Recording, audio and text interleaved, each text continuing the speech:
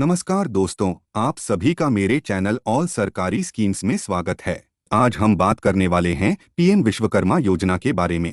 भारत में कारीगर और शिल्पकार देश की समृद्ध सांस्कृतिक धरोहर के प्रमुख आधार हैं।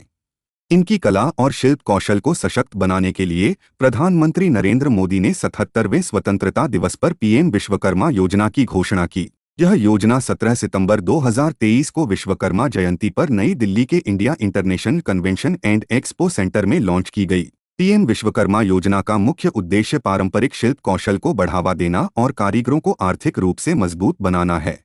यह योजना उन कारीगरों को लक्षित करती है जो असंगठित क्षेत्र में काम करते हैं, जैसे लोहार, सुनार, कुम्हार, मूर्तिकार, बढ़ई आदि। चलिए अब हम जान लेते हैं पीएम विश्वकर्मा योजना के मुख्य विशेषताओं के बारे में।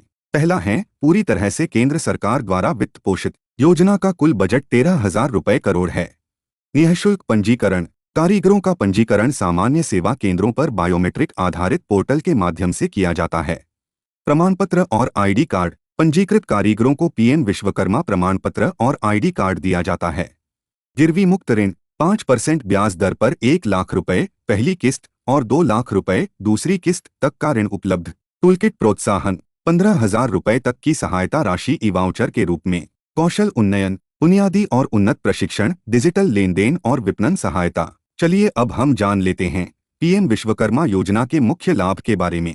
पहला, औजारों तक आसान पहुंच। आधुनिक उपकरणों से कारीगरों की दक्षता और उत्पादकता में वृद्धि। दूसरा, कौशल प्रशिक्षण। उद्योग की आवश्यकताओं के अनुसार प्रशिक्षण कार्यक्रम। प्रशिक्षण की अवधि के दौरान प्रत्येक लाभार्थी को उनकी आर्थिक स्थिति को बढ़ाने के लिए 500 रुपए का दैनिक भत्ता प्रदान किया जाएगा।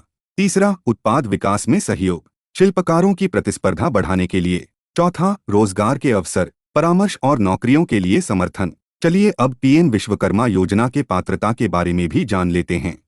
पहला, औद्योगिक इकाइयां, खासकर सूक्ष्म, लघु और मध्यम उद्योग से जुड़े कारीगर। दूसरा, प्रशिक्षण पात्रता, स्कूल छोड़ने वालों से लेकर उच्च शिक्षा प्राप्त करने वाले सभी। इस योजना में 25 पारंपरिक कार्य शामिल हैं।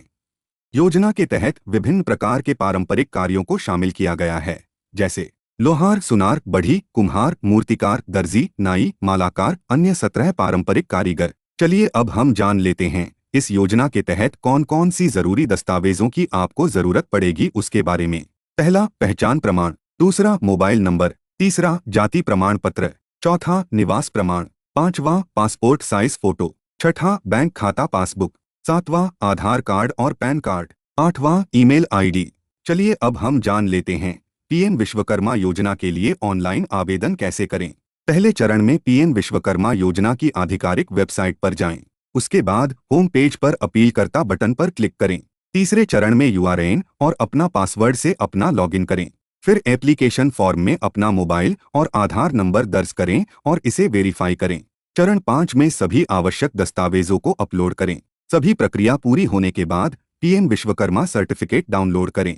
अधिक जानकारी के लिए आप हमारे ऑफिशियल वेबसाइट ऑल सरकारी स्कीम्स को भी फॉलो कर सकते हैं। वेबसाइट का लिंक नीचे डिस्क्रिप्शन बॉक्स में मिलेगा। चलिए अब हम जान लेते हैं पीएम विश्वकर्मा योजना स्टेटस कैसे चेक करें। पहले, आधिकारिक सरकारी विश्वकर्मा पोर्टल साइट पर जाएं।